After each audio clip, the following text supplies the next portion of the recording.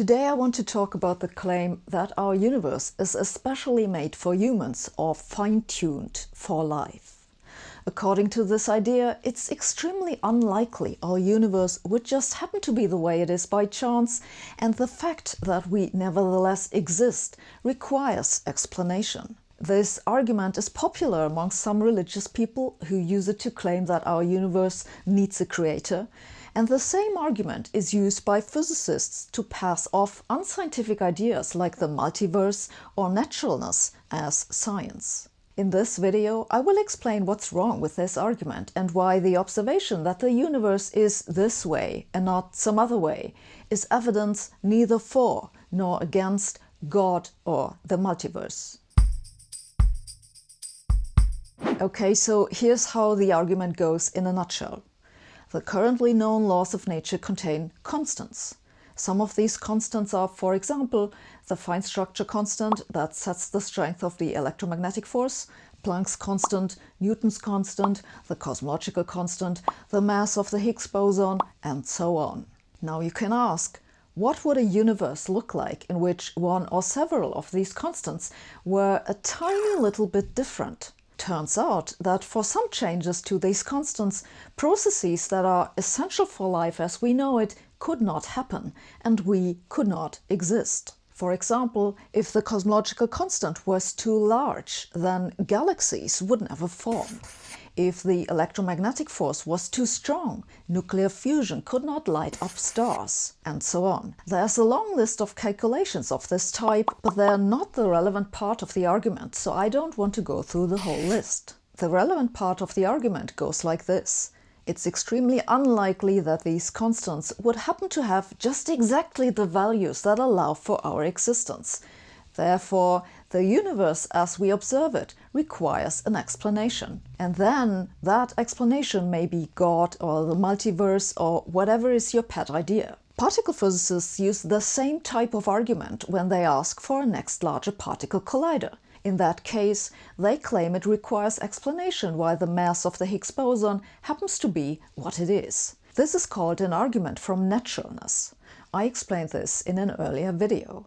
What's wrong with the argument? What's wrong is the claim that the values of the constants of nature that we observe are unlikely. There is no way to ever quantify this probability because we will never measure a constant of nature that has a value other than the one it does have. If you want to quantify a probability, you have to collect a sample of data. You could do that, for example, if you were throwing dice. Throw them often enough and you get an empirically supported probability distribution. But we do not have an empirically supported probability distribution for the constants of nature. And why is that? It's because they are constant. Saying that the only value we have ever observed is unlikely is a scientifically meaningless statement. We have no data and we will never have data which allow us to quantify the probability of something we cannot observe. There's nothing quantifiably unlikely, therefore there's nothing in need of explanation. If you look at the published literature on the supposed fine-tuning of the constants of nature, the mistake is always the same. They just postulate a particular probability distribution. It's this postulate that leads to their conclusion. This is one of the best known logical fallacies called begging the question or circular reasoning.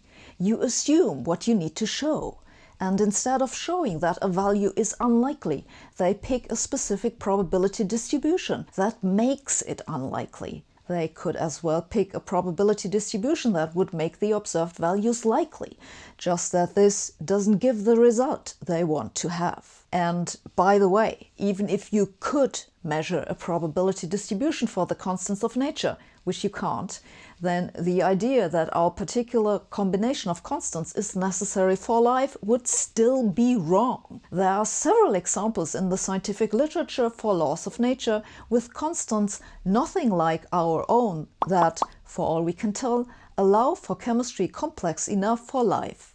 Please check the info below the video for references. Let me be clear though that fine-tuning arguments are not always unscientific. The best known example of a good fine-tuning argument is a pen balanced on its tip. If you saw that, you'd be surprised.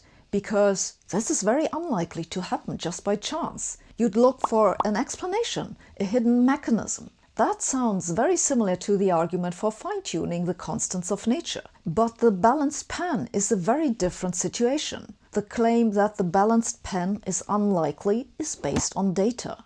You are surprised because you don't normally encounter pens balanced on their tip. You have experience, meaning you have statistics. But it's completely different if you talk about changing constants that cannot be changed by any physical process. Not only do we not have experience with that, we can never get any experience. I should add, there are theories in which the constants of nature are replaced with parameters that can change with time or place.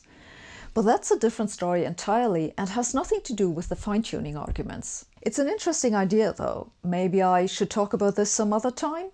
Let me know in the comments.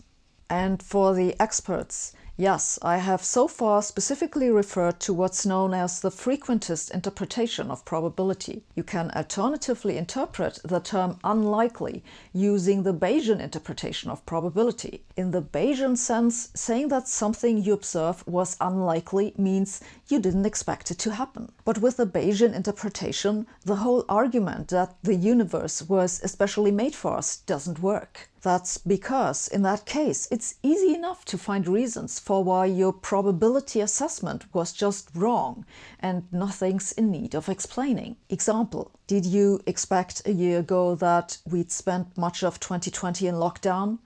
Probably not. You probably consider that unlikely. But no one would claim that you need God to explain why it seemed unlikely. What does this mean for the existence of God or the multiverse? Both are assumptions that are unnecessary additions to our theories of nature. In the first case, you say, the constants of nature in our universe are what we have measured, and God made them. In the second case, you say, the constants of nature in our universe are what we have measured, and there are infinitely many other unobservable universes with other constants of nature. Neither addition does anything to improve our theories of nature. But this does not mean God or the multiverse do not exist. It just means that evidence cannot tell us whether they do or do not exist. It means God and the multiverse are not scientific ideas. If you want to know more about fine-tuning, I have explained all this in great detail in my book Lost in Math.